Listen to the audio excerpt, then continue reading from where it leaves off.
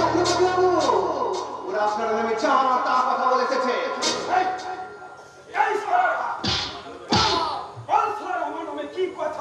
ওরা বলে এসেছে আপনি নাকি চোর, চরিত্রহীন, খুনি, লম্পট।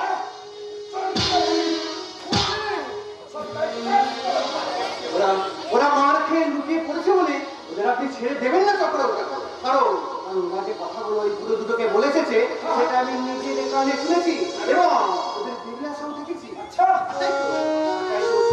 কাজ ফেলে আমি আপনাকে সেই কথাটা জানিয়ে দিতে এসেছি।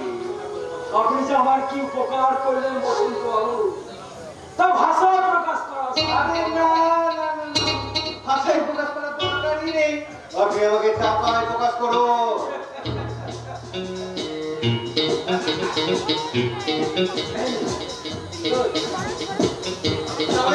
তাহলে শুনুন চক্রবর্তী, আচ্ছা আপনার মেয়ের সঙ্গে আমার ওই ভাগ্নের বিয়েটা হতোই যদি ওই শয়তানি ঝিটা কেসিয়ে না দিত।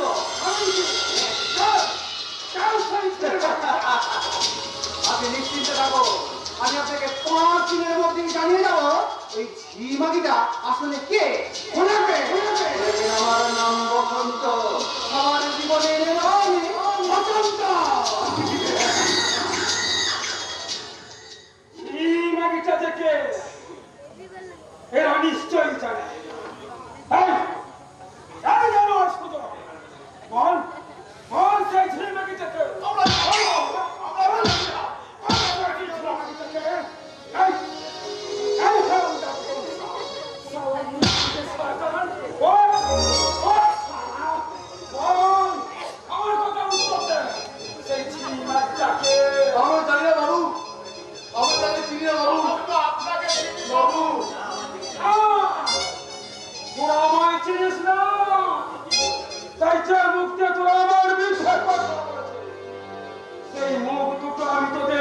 চিরকালের জন্য বুবা করে দেব।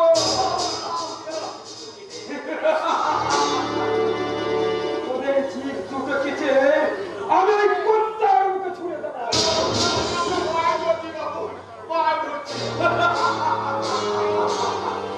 এই প্রদীপ পাবন চক্রবর্তীর পায়ে পড়ে ওর ভাই ভাই আমি চলো।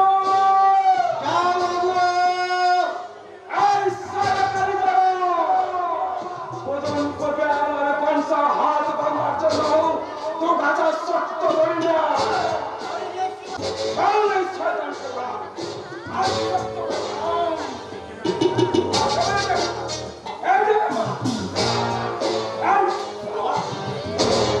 চেষ্টা করছে না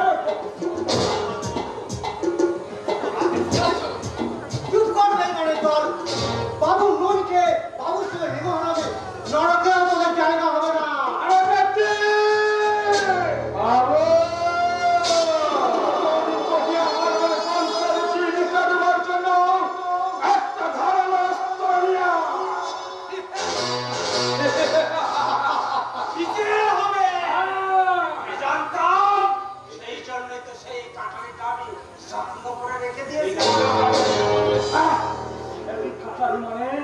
কাটারি দিয়ে অনেক দিন আগে আমার শালি তুলসীটায় কেটেছিলাম। তোদের বিচার হবে কাটারি, তোর বিচার হবে। বিচার তো হবে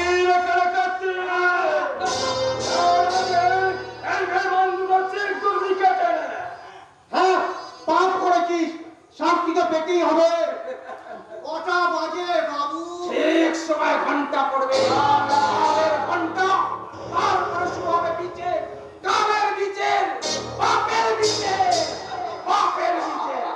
আর শোন, ওটাকে ধর, আমি আগে এটা দিতে হবে, তারপর কাজটা আসবে।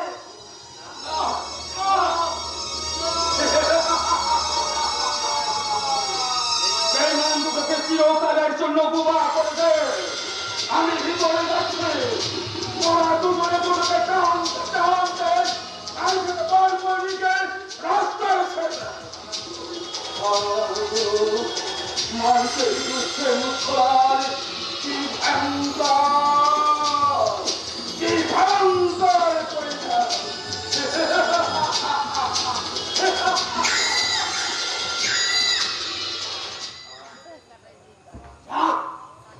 পালিয়ে যা। এখান থেকে পালা। কিন্তু একটা কথা মনে রাখবি, আমরা এখন বোবা। খুব সাবধান। আমরা যে তোদের জিভ কাটি নেই, কায়দা করে প্রমাণ করেছি তোমাদের জিভ কাটা হয়ে গেছে। এ কথা ছাত্র জানতে না পারে খোরাক করো না, যাও তোমরা এখান থেকে পালিয়ে যাও। জীবনে কোনোদিন আর লাইনে আসবি না। এতদিন জীবন ছিল না, তাই এই লাইনে ছিলাম। আজ থেকে নতুন জীবনের সন্ধান পেলাম, তাই সেই জীবনটা লাইনে চললাম। সে লাইনটা কোথায়? যেখানে সুখের আলো দূর করে রাতের আঁধার, তারই নাম ভালোবাসা, তারই নাম সংসার। যেখানে সুখের আলো দূর করে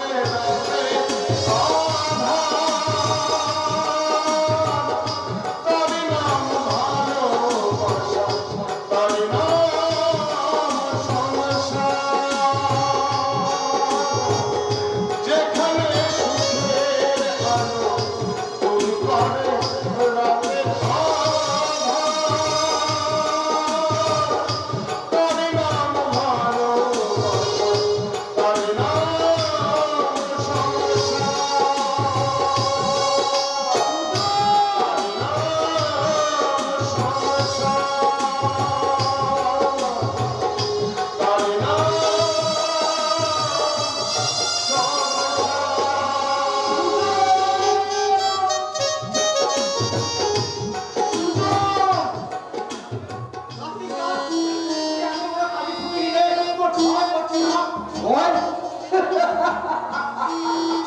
আমি প্রতিহিংসা লাগার জন্য ওই কঠিন পাগল চক্রবর্তীর পিছু পিছু ছায়ার মতো ধরতে পারতাম না। কাল চলো ঠিক না, জানতাম নাগরদোল্লার ওপরটা একবার নিচের দিকে নামবে আর তখনই শুরু হবে বিচার, বাপের বিচার, বাপের বিচার।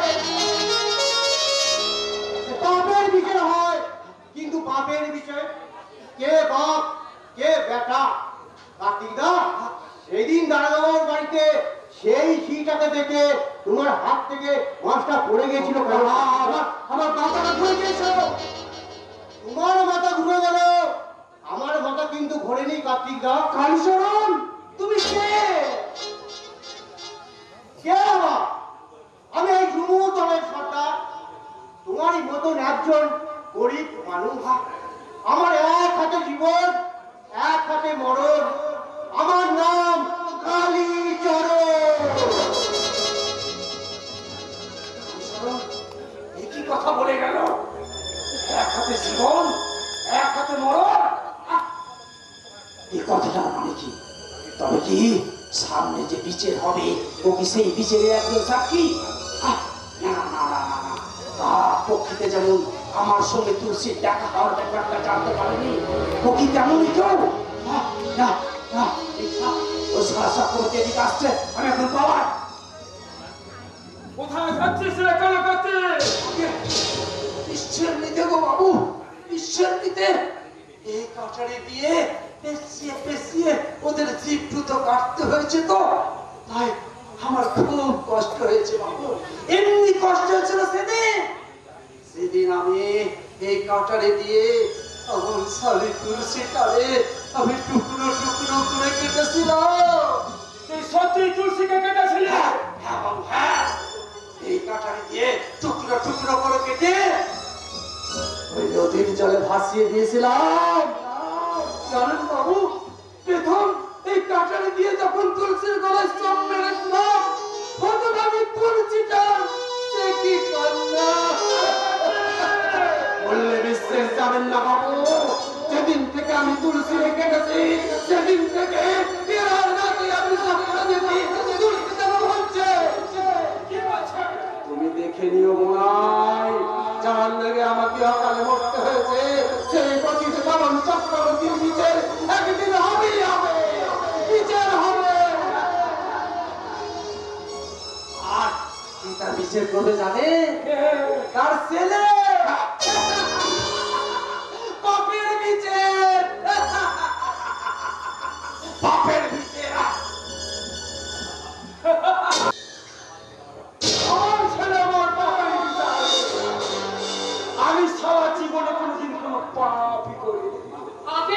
নিশ্চয়ই বাবা, এরপরে মিথ্যে কথা বললে নরকেও তোমার জায়গা হবে না। কি বললি? তুমি মেয়ে হয়ে বাপকে আর কি বলবো? তারা হ্যাঁ, পাপির খনি করবার জন্য তুমি আমাকে খন্তা হিসেবে ব্যবহার করতে চেয়েছিলে। কি মেয়ে হয়ে তুই এত ওখানে আক্রমণ করতে এসেছিস? না বাবা, আক্রমণ করতে আসিনি, আমি তোমাকে জানিয়ে দিতে এসেছি যে অঞ্জনের দাদুরা রাজি থাকলেও আমি কিন্তু অঞ্জনকে বিয়ে করতাম না। কেন? অঞ্জন জনপ্রেমিক, ধনুর দলে ঝুমকার সাথে অঞ্জনের ভালোবাসা আছে। এ কথা তোকে কে বলেছে? অঞ্জন এই বাড়ির ঝি। কথাটা বলেছে অঞ্জনের বাড়িছে। হ্যাঁ? ব্যাপারটা কি? আমি তো কিছুই বুঝতে পারছি না। কেন বুঝতে পারছেন না চক্রবর্তী বাবু? আমি তো অনেকদিন আগেই আপনাকে সাবধান করে দিয়ে বলেছিলাম, আপনার ওই ঝুমুর দলে কোনো এক মেয়ে গোপনে আপনার সব খবর অঞ্জন দাদার কাছে পৌঁছে দিচ্ছে। ছোট বাবু, ব্যাপারটাই আমি এতদিন গুরুত্ব দিই। ইমিডিয়েট গুরুত্ব দেওয়া উচিত। ওই ঝুমকা আর ঝি টাকা বুঝিয়ে দেওয়া উচিত আপনার নাম পতিত পবন চক্রবর্তী। বুঝিয়ে দেবো ছোট বাবু। তাড়াতাড়ি বুঝিয়ে দেবেন। কিন্তু পতিত পবন বাবু, এই কেসটা এখন যেখানে পৌঁছে গেছে সেখান থেকে আমি আপনাকে আর বাঁচাতে পারবো না। পরম জাতি ঝুমকা তোকে আমি হবে না। কোথায় কোথায় সে আমার কাছ থেকে 7 দিনের ছুটি নিয়ে কি? এত সাহস তোর! আমাকে জিজ্ঞাসা না করে তুই তাকে 7 দিনের ছুটি দে। পরম জাতি নিয়ে কোথাকার? আমি গাড়ি ফেলবো। চুপ কর, চুপ কর, খাতা কোথাকার? খাতা আমি নয়, খাতা তুমি। তবে না, পরম জাতি।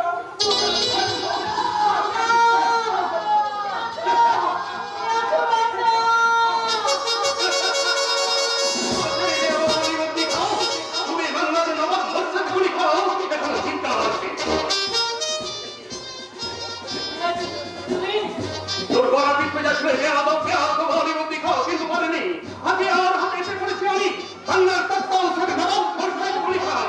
ওর বেতন সে কামড় খেতে কৃষক আদি খা।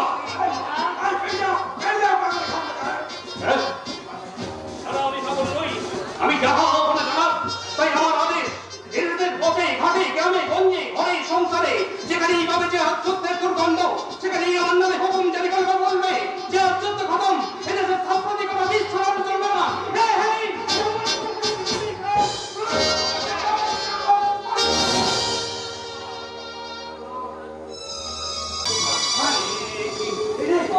আমাকে সুস্থ হয়ে গেল নাকি? কি হবে? ও তো আমাকে এখন তাড়া করবে। হ্যাঁ, আমি থানায় গিয়ে ছোট দারোগা বাবুর কাছে আসো। না না না না, থানায় না, থানায় না, থানায় না। এখান থেকে ছুটতে ছুটতে গিয়ে আমি আশ্রয় নেব এই অঞ্জনের মা চৈতালি দেবীর কাছে।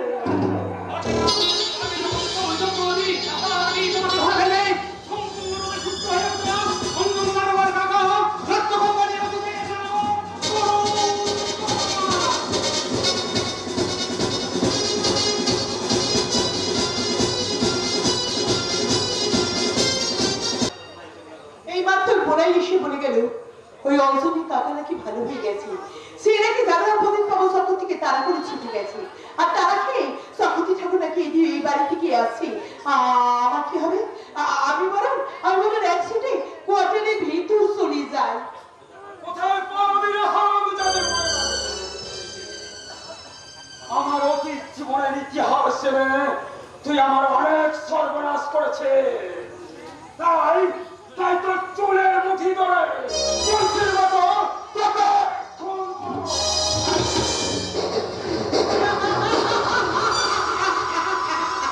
হ্যাঁ, আমি তুলসী, আমি মরিনি। ওরাই আমায় কেটে নদীর জলে ভাসতে দেয় নাই। আমি তুলসী পাতা দিয়ে তোমার মতো ডাক্তার খুঁজে করবার জন্য, তোমার ছেলেকে দিয়ে তোমার বেঁচে করবার জন্য আজ ময়না হয়ে বেঁচে আছি।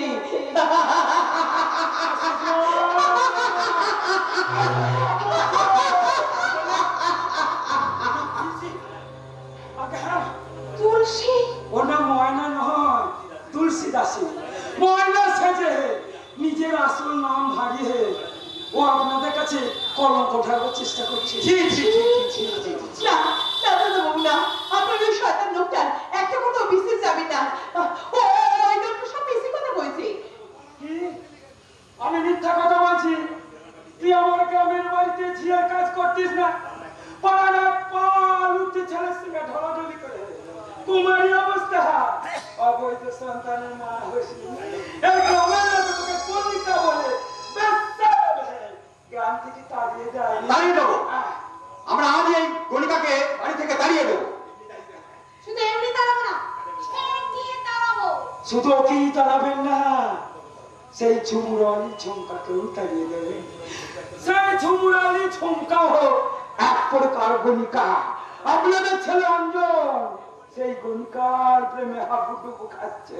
ঝুমকার কথা পরে হবে, আগে এই শয়তানি ঝিটাকে দেখছি। ওকে দেখা দেখে কি আছে? এই এই হাতল দিদি বেশা বল, কতদিন কেন তুই তোর পরিচয় থেকে গোপন রেখেছিলিস? বল বল।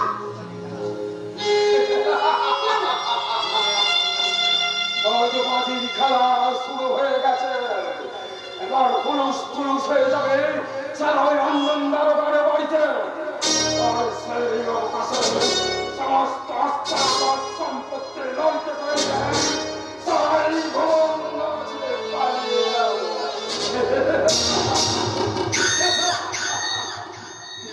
কি রে শয়তানি? বলি তো আর কি বলবো মারছি? বল তুই বলতে পারছিস? দাঁড়া দাঁড়িয়ে সব কথা বল। দাদাবাবু, দিদিমণি, আপনারা বিশ্বাস যান, আমি গণিকা নই। তুই গণিকা গণিকা গণিকা। গণিকা গণিকা গণিকা। বাবা মা, কাকে তুমি গণিকা বলছো? এই যে তোর মায়ের মতো তোর মায়ের কাছে। মায়ের মতো ময়না আমার শিখি। মা, এই শয়তানি ঝিটা আসল নাম গোপন করে আমাদের বাড়ির সকলকে ঠকিয়ে দেয়। না, এ হতে পারে না। আমি তোমাদের কোনো কথা বিশ্বাস করি না। ঠিক আছে, আমাদের কথা বিশ্বাস না করিস, এই শয়তানি গণিকাটাকেই জিজ্ঞাসা কর, ওর আসল নাম কি? ময়না মাসি, বলো ময়না মাসি, তোমার আসল নাম কি? তুলসী দাসী। তুই প্রদীপ বাবুর চক্রবর্তীর মায়ের বাড়িতে ঝিয়ের কাজ করতিস না? করতাম, তোমার অবস্থা অবৈধ সন্তানের মা হসনি হয়েছিলাম। তোমার সে অবৈধ সন্তান কোথায় আছে ময়না মাসি? আছে আছে দাদাবাবু, আছে। আমার সেই সন্তান সুখী স্বাচ্ছন্দ্যে ভালো হয়ে বেঁচে আছে। তাহলে বলো তোমার সেই অবৈধ সন্তান তুমি কোথায় লুকিয়ে রেখেছো? দাদাবাবু, না না, দারোগা বাবু বলে আমার ছেলের দিকে করুণ চোখে তাকিয়ে থাকলে আমার ছেলে তোকে ক্ষমা করবে না। হ্যাঁ তুই অপরাধী, আমার ছেলে তোর অপরাধের বিচার করবে। বিচার করবে দাদাবাবু, আজ আমার অপরাধী বিচার করবে। চুপ করো, হাসতে তোমার লজ্জা করে না? বলো, এখনো বলো, তুমি তোমার নাম লুকিয়ে রেখেছিলে কেন? বলো তোমার অবৈধ সন্তান কোথায়? না হলে এই মুহূর্তে তোমাকে এই বাড়ি থেকে আমি ঘাড় ধাক্কা দিয়ে বের করে তুই তোর মায়ের মতো ময়না মাসিকে বড় ধাক্কা দিয়ে বাড়ি থেকে বের করে দিস না। কাকা করুন, তুমি কি করে ভালো হয়ে সে অনেক কথা দাদা, পরে বলবো। প্রদীপ পবন চক্রবর্তী ছড়ির আঘাত খেয়ে আমি আমার স্মৃতি ফিরে পেয়েছি। তাই বলছি, ময়নার কাছে ক্ষমা চেয়ে নিয়ে অঞ্জনের উচিত অবিলম্বে প্রদীপ পবন চক্রবর্তীকে অ্যারেস্ট করা। না হলে সে রাতের অন্ধকারে ভুবনডার কাছে পালিয়ে যাবে। না না না না, আমি তাকে যেতে দেবেন না। আপনি দাদাবাবু, আপনি এখান থেকে হোক, যেমন করে হোক তাকে ধরে আনুন। প্রদীপ পবন চক্রবর্তীর সঙ্গে তোমার কিসের সম্পর্ক? তার সঙ্গে যে আমার কিসের সম্পর্ক? আমার অবৈধ সন্তান কে? সে কোথায় আছে? আমি আমি বলি তাকে না, সে সব প্রশ্নের উত্তর আমি আপনাকে দেব। তুমি তো দিচ্ছিস না কেন? নিশ্চয়ই কোনো অসুবিধা আছে। হ্যাঁ হ্যাঁ, আছে আছে আছেই তো। আমি সে বাবা চাকরি কোথায়? আজ থেকে 1 বছর আছে আগে আমার সন্তানের মধ্যে হাতে দিব্যি করে নিয়েছিলাম। তারা দিব্যি তুলে না নিলে, তারা আমাকে সব কথা কইতে না বললে, আমি যে আসল কথাটা কইতে পারবো না খোকা বাবু। বড় বাবু, এক্ষুনি আপনি তাড়াতাড়ি ভাঙা মন্দিরের দিকে চলুন। কেন, কি হয়েছে? বন্ধুগুলো যখন ভাঙা মন্দির থেকে পুজো দিয়ে ফিরছিলেন, তখন কর্তাবাবু আর টুনুরাজকে মারধর করে তাদের কাছ থেকে বন্ধুগুলিকে ছিনিয়ে নিয়ে ওই ভাঙা মন্দির দিকে চলে গেছে জানোয়ার প্রদীপ পবন চক্রবর্তী।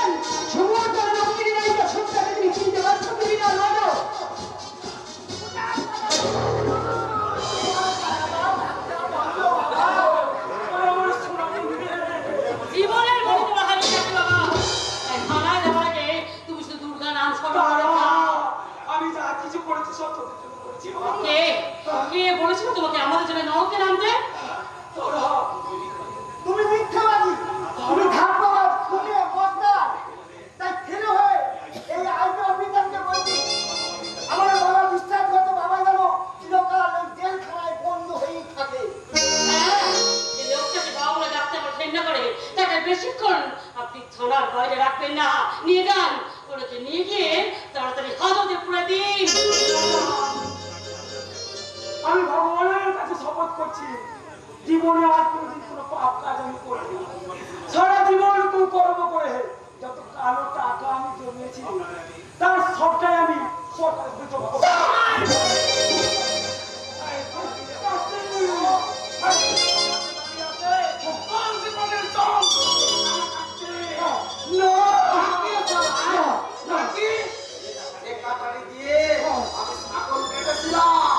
যে কাটারি দিয়ে কুকুর কেটে বলেছিলাম জিপ কেটেছি, আর সেই কাটারি দিয়ে তোকে কেটে আমার স্বামীর বেজ্জতের প্রতিশোধ নেব। না থাকতে আইন নিয়ে হাতে তুলে নিও না। আইন ভঙ্গকারী অপরাধীদের শাস্তি দেওয়ার জন্যই তো আইন রক্ষক আছে। আমি কালীচরণ নই, মিস্টার চক্রবর্তী। আমি গোয়েন্দা পুলিশের হেড অফ দ্য ডিপার্টমেন্ট। আমাদের বস মিস্টার এস গঙ্গোপাধ্যায়। এসে গেছে। ওকে, মিসেস ভট্টাচার্য, সিপাই, ওই ক্রিমিনাল প্রদীপ চক্রবর্তীকে আজ এখানে রেখে তোমরা দুজন দুপাশে গার্ড দিয়ে গাড়িতে চলো। আমি তোমাদের সাথে যাচ্ছি। অঞ্জন বাবুর বাড়ি, কাজের মেয়ে তুলসী দাসির কাছে। হ্যাঁ, প্রদীপ চক্রবর্তী, এই তুলসী দাসী আপনার এবং আমার সামনে আপনার সমস্ত অপরাধটা পরিষ্কার করে বলবে এবং এর তার অবৈধ সন্তান, এই বা সেই অবৈধ সন্তানের পিতা।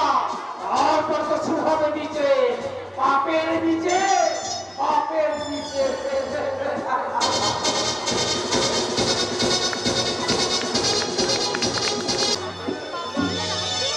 এই, কোথায়? কোথায় চলে যাবি? কোথায় চলে যাবি রে হারামজাদি? বল কোথায় চলে যাবি? হ্যাঁ? সেদিকে দুশো প্রায়, সেদিকে সলিসা দিতে বলি। আর যাওয়ার সময় শুধু আমার এই খোকার ছবিটা আর টাকা করে নিয়ে যাবো। না, এই ছবি টাকা তুই কিচ্ছু নিতে পারবি না। দেখ, তুই বলছি। এই ছবি, এই টাকা দুটোই ওর লেখো বাপু। তাই এই দুটোই আমি তুলসীর হাতে তুলে দিলাম। একবার তোকে যখন পাওয়ার বানিয়ে দিলাম, আবার তোকে আমি টাকা করে ছেড়ে দেবো বললাম। আজ সে সুযোগ আর পাবে না।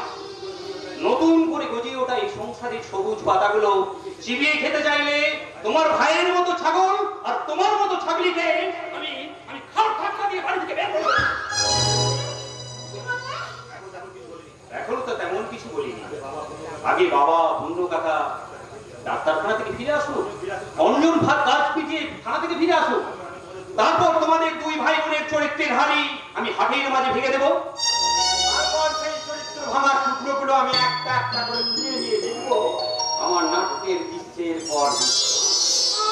আরে, দাদা গুরু আর ভাই তার শিষ্য। এই বিশ্ব সংসারে তোমার মতো মেয়ে মানুষ আর কটা আছে? কেন? কেন, আপনার নাটকলে তার অসুবিধা হচ্ছে বুঝে? হবেই তো। অনেক আগে যে শেষ হয়ে গেছে তোমাদের মতো চরিত্রের পুঁজি। বট্টাদা বাবু, সত্যাদা বাবু, আপনারা দয়া করে এই স্বামী ওই সব অকথা কথা কইবেন না। আমি চলে যাচ্ছি। না, তোমার যাওয়া হবে না। তোমার মধ্যে লুকিয়ে আছে এক অদ্ভুত রহস্য। তুমি চলে গেলে সে রহস্যের উদ্ঘাটন হবে না। দাদা বাবু, হবে বাবা, হবে বড় খোকা হবে। আমি আর তোর বাবা একবার বলতে বললে ওই হতভাগিনী কাজের মেয়েটা সব রহস্য প্রকাশ করে দেবে। না, না, না কেন রে তুলসী?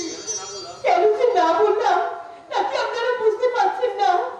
বুঝতে পারছি, কিন্তু তোর ওপর যে এই অত্যাচার আমরা সহ্য করতে পারছি না। কি করে পারবে? এই ভেতরে ভেতরে ওই ঝিমাগিটার সঙ্গে যে আপনার এই আজকে তোর এত বড় সাহস পেয়ে তুই আমার সামনে আমার ভাইয়ের গায়ে হাত তুললি? আমার ভাই তোমার ভাইয়ের গালে শুধু চড় মেরে এরপর আমার ভাইয়ের দাদা তোমার ভাইয়ের দিদির গালে যদি পায়ের চপ্পল খুলে মারে তাহলে এই দর্শক বৃন্দের কাছে কি খারাপ না ভাই? দিদি, এই জানোয়ার, আজ তোর এই রঙিনী দিদি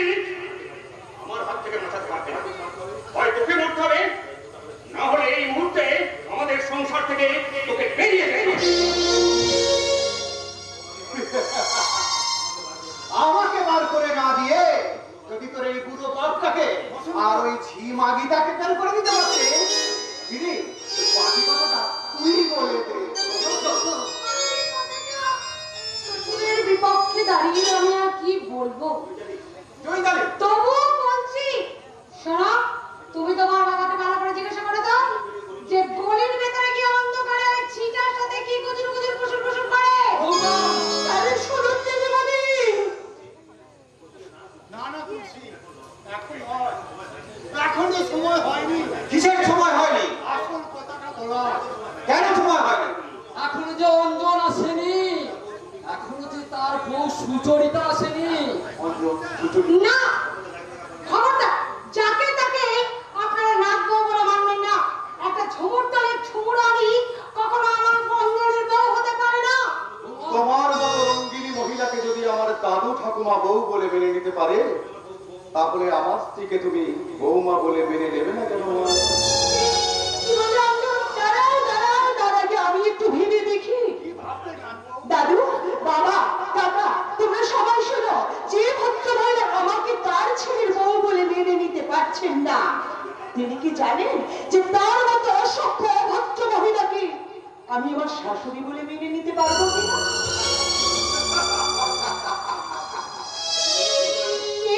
কি বললি ঝুমুরানি? দেখবি তোর মুখে মর্ম একটা। এই যে শাশুড়ি ঠাকুর, খুব সাবধান। যাত্রার গায়ে যখন তখন হাত দেওয়ার অভ্যেসটা কিন্তু বার করে দেবো, হাতটা মুছে ভেঙে দিয়ে। তুই বারে বারে মায়ের অপমান করছিস। তুই বৌমাকে শাসন করতে পারলি না। কি করে পারবে? ওর বাবা যে কাজ পারেনি সে কাজ ও পারবে কি করে? আমি পারিনি বলেই তো অঞ্জনের বিয়েতে বাধা দিইনি, কারণ আমি জানতাম আমার ছেলের বউ এসে ওই মহিলাকে ঠিক জব্দ করে দেবে। আর সেই শিক্ষার প্রথম পাঠ হবে তোমার আঁচল থেকে চাবিকাঠিটা খুলে নিয়ে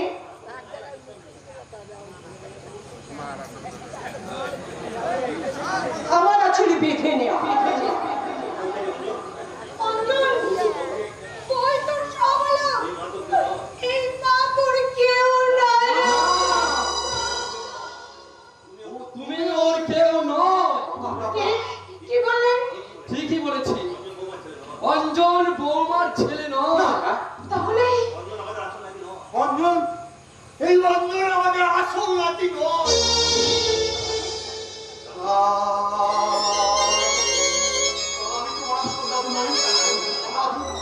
আমি তোমার আসল নাতি নই। অঞ্জন, অঞ্জু, তুমি বাবা আমার বাবা না?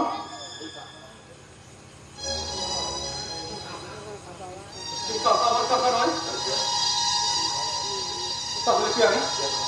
কে আমার মা? কে আমার মা? উত্তর দাও, উত্তর দাও, তোমরা সকলে আমার প্রশ্নের উত্তর দাও। তোমার প্রশ্নের উত্তর আমরা দিতে পারবো না। তবে কে দেবে? ওই তুলসী। না, না বাবা, কুকুর না। তাহলে আমার কথার উত্তর দেওয়ার শক্তি আমার নেই। সব দিব্যি তুলে দিলাম, তুই বল, তুই বল। না, না, না, না, আমি বলতে পারবো না। আজ যে তোমাকে সব কথা তুলে বলতে হবে। বেশ, তাইলে শোন খোকা, ওর মা তোর আসল মা না। তোর আসল মা এই পরশিটা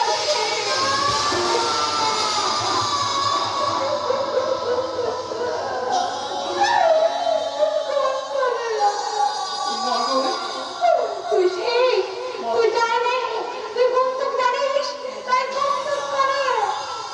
তুই আমার ছেলেকে আমার বুক থেকে কেড়ে নিতে এসেছিস। দিদিমণি, আমি কেড়ে নিতে আসিনি।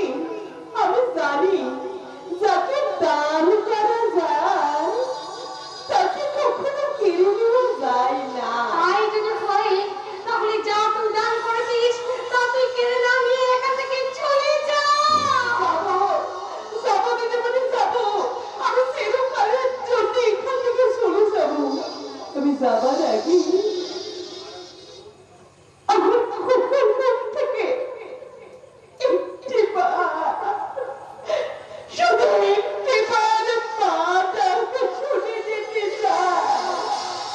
ডাক্তার খোকা, ডাক্তার, একটিবার মা বলে ডেকে বুকের মধ্যে ঝাঁপিয়ে পড়ে আমার এই মরুভূমির মতো মুখটাকে তোর স্মরণ করে তোর মা বাবা। একটিবার আমাকে মা বলে ডাক খোকা।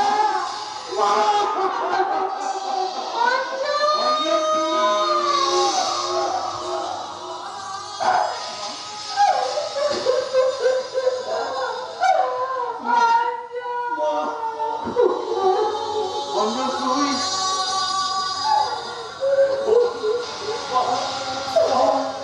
বাবা, ওই বলুন তোর বাবা নয়। বাবা নয়? না, মাগো, আমাকে তুমি একবার বলে দাও আমার বাবা কে? বলো মা। মাকে বলতে হবে রঞ্জন, আমি বলছি। বাবা, কাকা, দাদু, আমাদের দুই মা, তোমরা সবাই শোনো, আমার স্বামীর বাবা ওই প্রদীপ পবন চক্রবর্তী।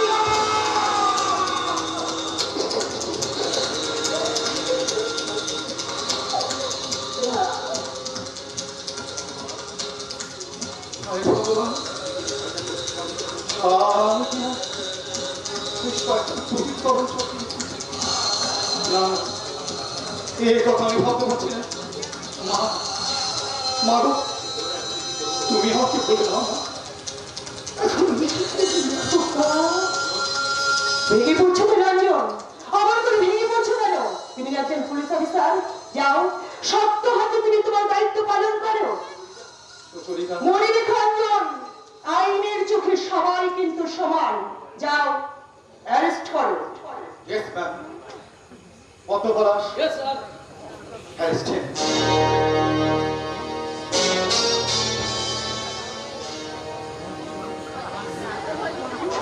তুমি অসাধ্য সাধন করেছো বৌমা।